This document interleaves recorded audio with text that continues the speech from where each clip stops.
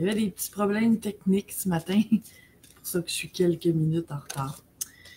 On va faire les tendances de la semaine du 12 au 18 mai 2019. On va regarder ce que l'univers veut nous faire voir cette semaine pour mieux nous préparer à qu'est-ce que les énergies vont être. Et on débute dès maintenant. Bon matin, toutes les belles âmes qui se branchent. Pour donner le ton à cette semaine, on a le 8. Bon, là, il faut que je me réhabitue à cette caméra. Le 8 de coupe à l'envers. Mais cette carte-là, à l'envers, c'est une bonne nouvelle. Parce que le 8 de coupe, ben, c'est une bonne nouvelle. Ça peut dépendre. C'est une carte qui parle de quitter quelque chose, quitter le passé, quitter les choses qui ne nous conviennent pas pour aller vers quelque chose d'autre. À l'envers, ça peut vouloir dire deux choses en fait. C'est que soit il y a une hésitation à quitter un environnement ou une situation dans laquelle je ne suis pas bien, ou c'est déjà fait et c'est du passé et on est en train de passer à autre chose. Ça peut être les deux. Donc, à toi de voir ce qui s'applique dans ta situation. Si jamais c'est que tu sais maintenant qu'il y a quelque chose qui ne te convient pas puis que tu vois que tu as à faire des changements, le tirage va parler de ce qui bloque ou ce qu'il y a à faire pour passer à autre chose. Ensuite, on a le valet de bâton à l'envers. Le valet de bâton, c'est une carte de mouvement vers ce qui me passionne. Alors, tu vois qu'il y a déjà un petit thème qui est en train de s'installer. Puis en passant, les tirages comme ça peut jamais convenir à la situation de tout le monde, on s'entend. Mais ça se peut que ça te parle particulièrement et ça se peut que non. Et c'est la vie qui décide de qu'est-ce qu'on va parler, étant donné que c'est un tirage général. Je vais juste voir les petits messages qui viennent. Bon matin. Je vais saluer tout le monde en vrac. Là. Bon matin, toutes les belles âmes.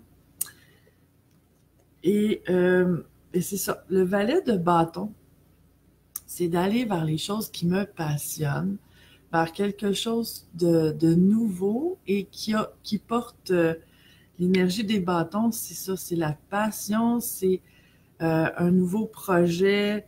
Puis cette carte-là étant à l'envers, ça veut dire qu'il y a une hésitation encore à aller dans la direction vers ce que j'aime faire. Donc, ça peut parler de ça si tu te sens concerné de cette situation-là.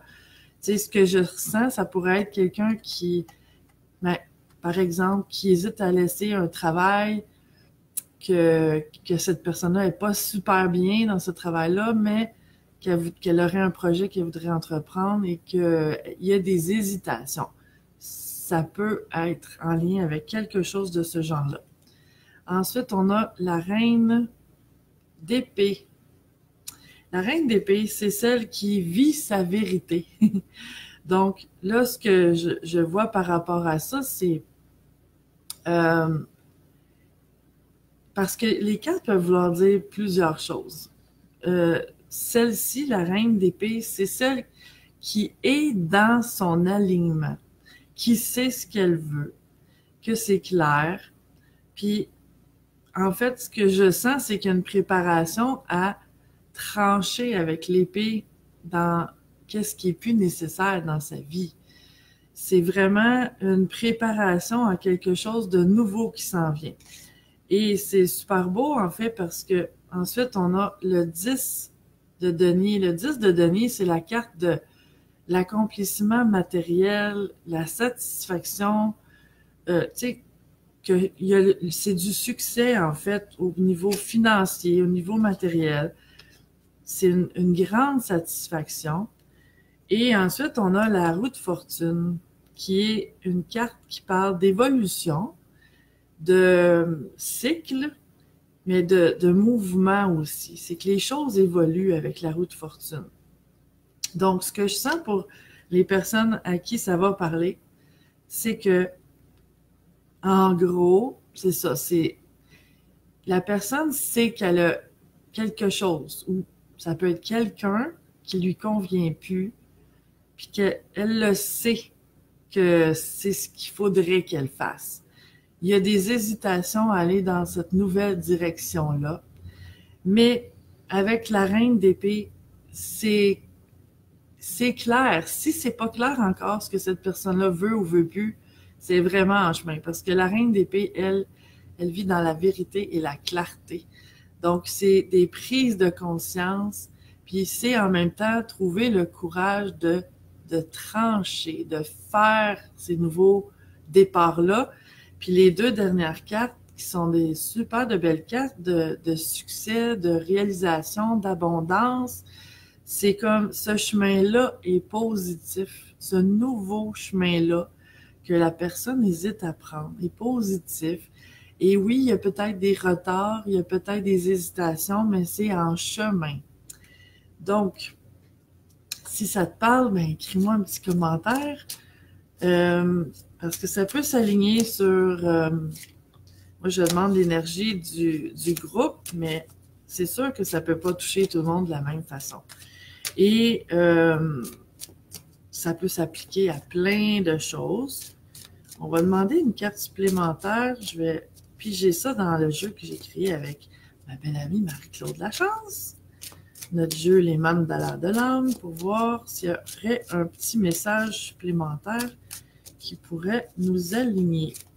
Fait que cette semaine-là, elle va être propice à cette préparation-là. Ça ne veut pas dire que le mouvement ou le fait de trancher va se faire durant cette semaine-là, mais c'est vraiment une préparation vers ça, en tout cas. Et j'ai pigé la carte tourbillon. Je trouve l'équilibre au cœur du tourbillon de ma vie. Bien, probablement que le fait qu'il y ait ces hésitations-là et que la personne n'est pas prête à vraiment s'enligner vers une autre direction, c'est que ça bouge beaucoup et que c'est peut-être pas le moment là de faire des actions différemment parce que je pense que cette personne-là, elle a vraiment beaucoup de choses à s'occuper et peut-être que c'est comme stressant déjà de gérer tout ce qui se passe sans, en plus, avoir à faire ces changements-là. Parce qu'on s'entend que faire des changements, ça demande une certaine dose d'énergie, de courage, oui, mais d'énergie parce que c'est se lancer dans le vide. On ne sait pas trop ce qui va nous attendre, puis on s'en va vers l'inconnu. Donc, ça demande une énergie. Il faut être prêt à ça. Bon matin, les personnes à qui j'ai pas dit bon matin. Et, mon dos, quelle belle carte qui vient compléter le tirage. Planter des graines. Ça dit, des graines de grâce sont plantées dans le sol fertile de mon âme. Ça dit que c'est une belle préparation, c'est un appel de l'âme, et la personne qui vit ça, elle le sait, elle le sent, que ça l'appelle. C'est quelque chose que si elle fait pas, elle va le regretter toute sa vie. C'est le genre d'énergie que je sens ce matin. Là, je vois les messages. Joanne Bolduc qui dit « Oh boy, le courage! » Oui, le courage! Puis Daniel dit que ben, j'ai vu Sylvie que ça te parle, puis Daniel aussi que ça te parle. Bon, ben c'est bien. Mais c'est ça, je demande l'énergie des gens qui vont se brancher. Fait que ce qu'on fait cette semaine, puis ça commence tout de suite, hein, parce que on a beau être vendredi, je fais le tirage pour le lundi au samedi suivant, mais les énergies sont déjà en place vu que c'est ça qui est sorti ce matin. Donc, on lâche pas. Puis là, je vois Sylvie qui dit qu'il y a une tornade dans sa vie. Ben, oui, c'est insécurisant, Sylvie. Et ben pour toi, c'est peut-être pas l'inconnu. Pour d'autres, ça peut inclure l'inconnu. Mais de toute façon, même si c'est quelque chose que je sais à peu près à quoi m'attendre, ça reste que c'est quand même insécurisant parce que c'est des changements. Donc, on se prépare, on lâche pas. Et j'ai envie de rajouter quelque chose par rapport au courage. Parce que le courage, c'est un pivot, hein, énergétiquement parlant.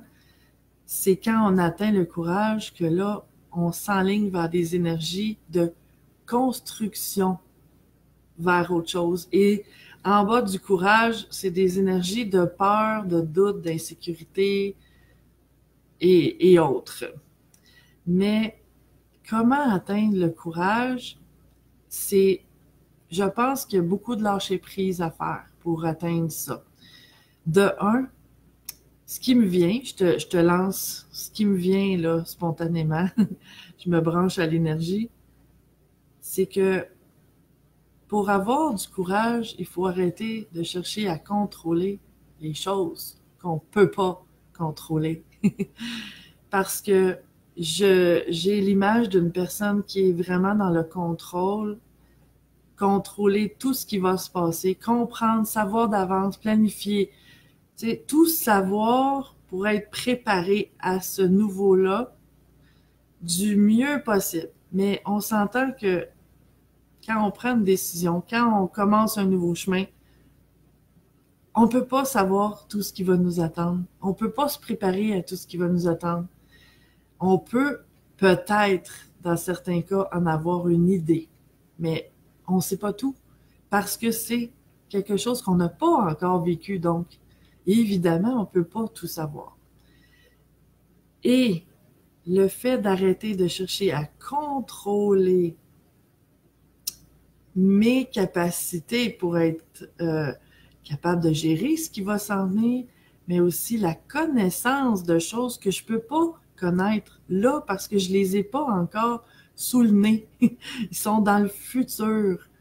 Donc, c'est de lâcher prise sur le contrôle.